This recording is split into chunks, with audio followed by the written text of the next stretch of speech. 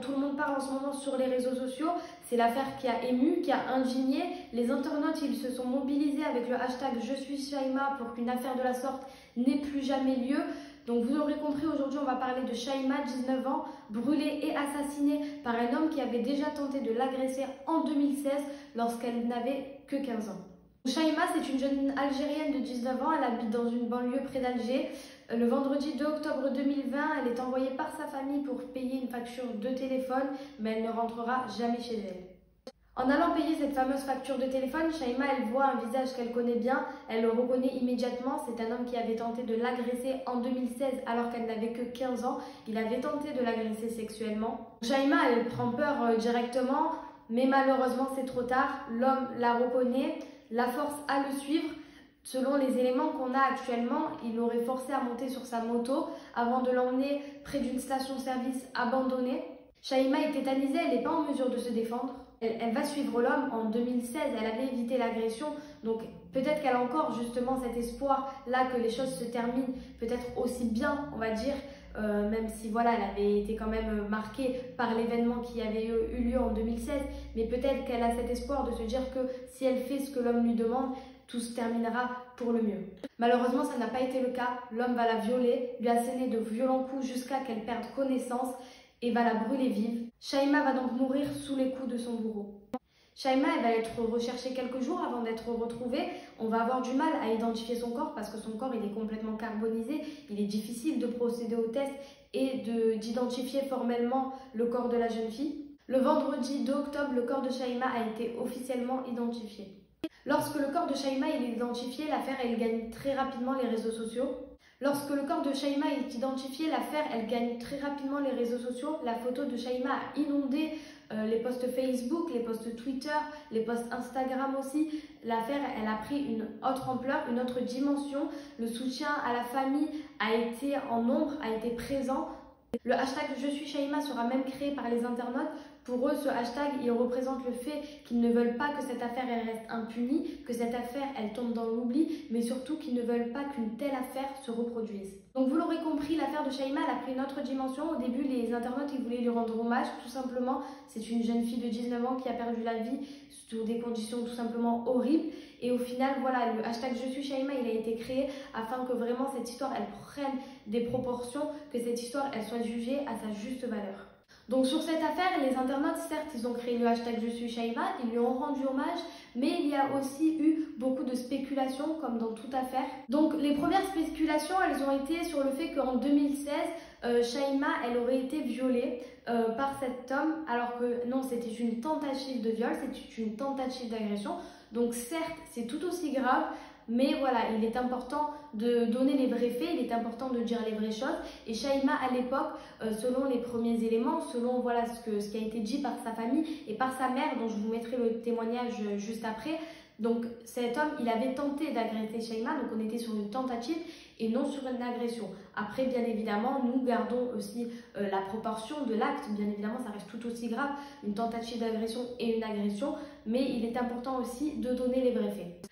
Donc voilà, on avait cette première spéculation. Donc non, Shaima n'avait pas été violée à l'époque, c'était une tentative. Donc en fait, les spéculations, donc elle disait que Shaima avait été violée par cet homme en 2016, ce qui était faux. Mais en plus, on a aussi dit qu'elle avait été rejetée par sa famille à cause de ce viol. C'est totalement faux. D'ailleurs, la mère de Shaima, elle a témoigné. Je vais vous mettre son témoignage. Elle est en larmes, elle est émue. Elle a perdu sa fille, elle est triste. Et elle demande justement que justice soit faite. La famille de Shaima demande la peine de mort pour le suspect, pour l'individu, pour l'homme qui a tué Shaima. La famille, elle demande la peine de mort, donc elle n'a jamais rejeté Shaima. Et puis Shaima, à l'époque, elle n'avait pas été violée. Donc selon les dires, selon les faits, elle n'avait pas été violée en 2016. Donc sa famille ne l'avait pas rejetée. Shaima, elle était toujours très proche de sa famille. C'est sa famille d'ailleurs qui l'avait envoyé payer cette facture de téléphone. Elle était toujours bien implantée dans sa famille, il n'y avait aucun souci. Je vais vous mettre un extrait du témoignage de sa maman qui a ému aussi les internautes. Il a été extrêmement partagé sur les réseaux sociaux.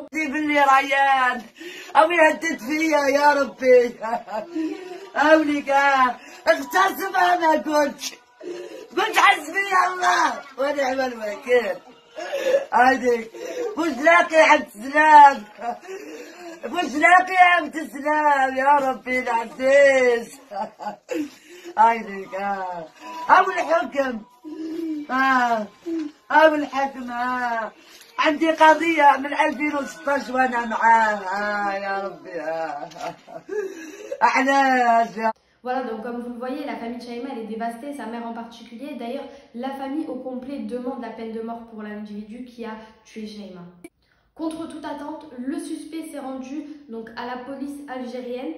Il a d'abord livré une première version selon la presse algérienne. Il aurait d'abord affirmé que Shaima était sa petite amie et qu'il l'aurait retrouvée donc dans cet état, il l'aurait retrouvée en train de brûler, qu'il aurait pris peur et qu'il aurait fui. Il a d'abord dit en fait que tout simplement ils étaient sortis ensemble, qu'il avait laissé le temps de faire une course et que quand il est revenu, Shaima était en train de brûler et qu'il aurait du coup pris peur et qu'il se serait enfui. La police algérienne, elle n'y croit que très peu forcément à cette version. L'homme, il avait déjà tenté d'agresser Shaima en 2016. Donc la police algérienne, il y avait très peu de chances pour qu'elle croie justement à cette version. Quelques heures plus tard, devant le tribunal, ce lundi 5 octobre, le suspect aurait d'ailleurs avoué les faits. Il aurait raconté la manière dont il a forcé Shaima à le suivre, la peur qu'elle avait, la manière dont il a assassiné et violé. Forcément, ça rajoute de l'indignation, ça rajoute de la colère chez la famille, chez les internautes. D'ailleurs, au-delà des spéculations, au-delà des hommages et des posts qui sont faits pour Shaima, il y a également des posts qui remettent un peu en question justement la capacité algérienne à juger cette affaire. Ces interrogations, elles surviennent un petit peu suite à des stéréotypes. En effet, il y en a qui ont peur que parce que Shaima était une jeune femme, le suspect ne sera pas jugé assez sévèrement.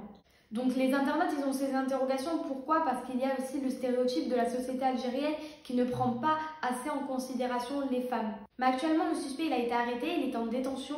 La justice n'a pas encore rendu son verdict. Donc et la famille de Shaima et les internautes vont devoir attendre pour avoir le verdict final.